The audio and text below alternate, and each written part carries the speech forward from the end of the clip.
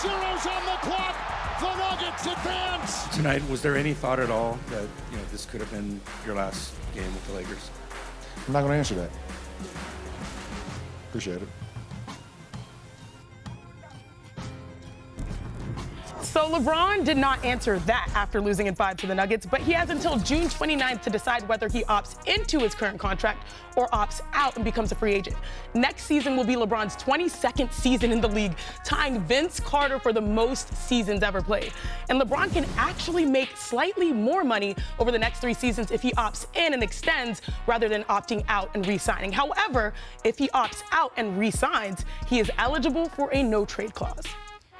So for more on LeBron's future, let's welcome in our senior writer, Chris Herring. Thank you so much for joining us, Chris. And you put out an article on .com that literally stopped me in my tracks when I was scrolling social media. Did the same happen to you when you saw it on social?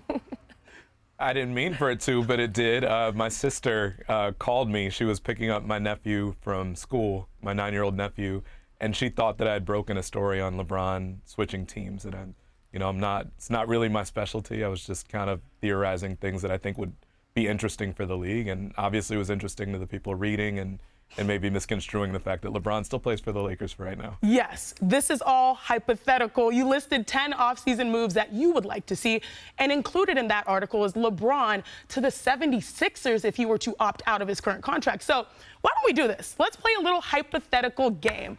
What is your elevator pitch for LeBron to the 76ers?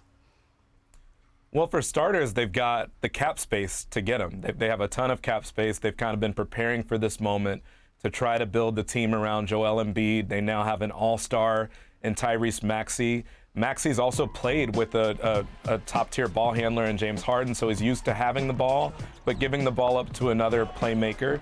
Embiid obviously was the MVP. Maxey is not even in his prime yet. You would imagine he's starting to enter that in the next couple seasons.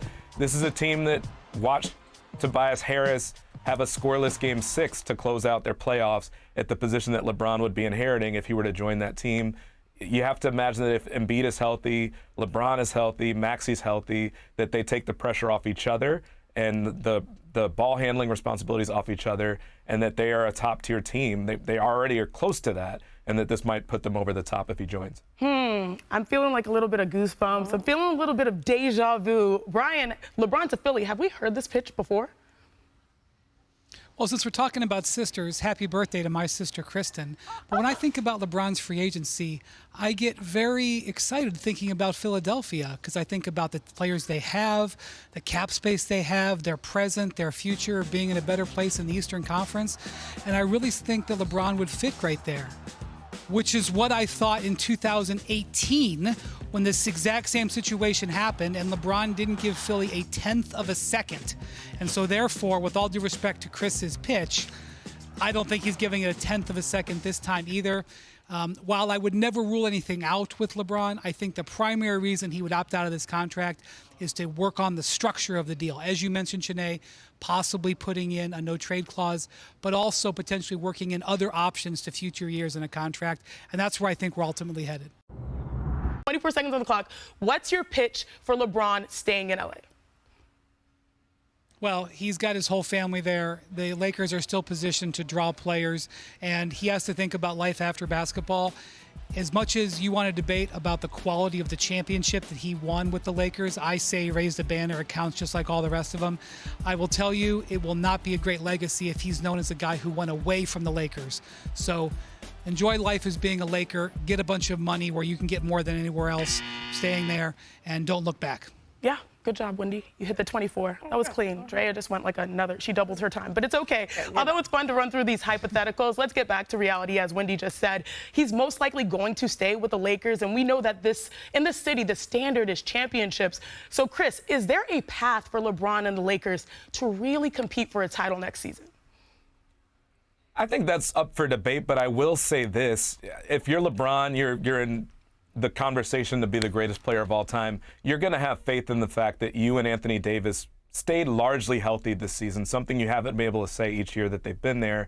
So you work around that. If you bring in another top-tier talent which they have the ability to do. They have to figure out if they want to make a trade.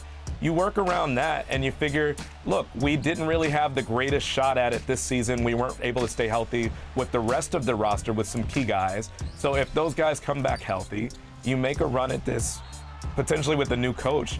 You kind of figure it out from there. But I think if you've got your solid core there in him and Davis, and you potentially bring in another key player, it could look different, and you're going to feel like if maybe you don't run into the defending champs, that you've got a better shot at it to at least make a run, which is what they did the year before last. And Wendy, isn't bringing in another key player a must? Because we watched the Western Conference. The Lakers stayed the same while the West got better. Is that a reality that they have to face this offseason? Yes, they're absolutely going to change the makeup of the roster. The question is how they do it, and that really is going to center around D'Angelo Russell. We're talking about LeBron's contract option. The real question on the Lakers is what D'Angelo Russell is going to do. He has a player option for next season for about $18 million. If he opts into that contract and becomes a one-year, $18 million a year player, I would say it's almost a certainty he's going to get traded somewhere else, probably with one of the Lakers' first-round picks to try to upgrade the roster. Guess who knows this? D'Angelo Russell. That's why he may consider opting out of his contract to try to get the Lakers to have to re-sign him. Otherwise, they might have to go into other parts of their roster to improve it. But one other thing I will point out, if Russell opts out of his contract and LeBron opts out of his contract, the Lakers potentially would be able to have access to the mid-level exception. That would bring free agency into play for them.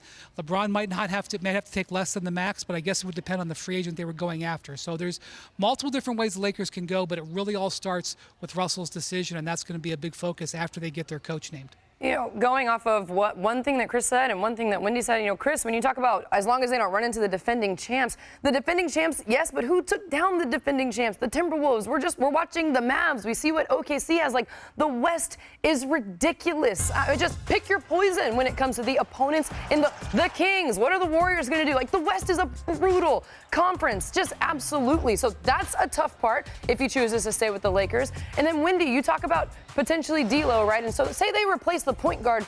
That only solves one of the question marks that this roster had. There were question marks defensively. There were question marks when it came to three-point shooting. There were question marks when it came to consistency. There were question marks when it came to coaching. They're still trying to find a coach. Like, even if you replace a player and bring in a superstar, whoever it is, even if it's a 3-and-D guy, there are still a lot of question marks with this Lakers team when it comes to competing for a championship next year. What it feels like to me is whatever piece they get, it's just a step in the right direction. It doesn't seem like it's a step for them next season to be hanging a banner. Yeah.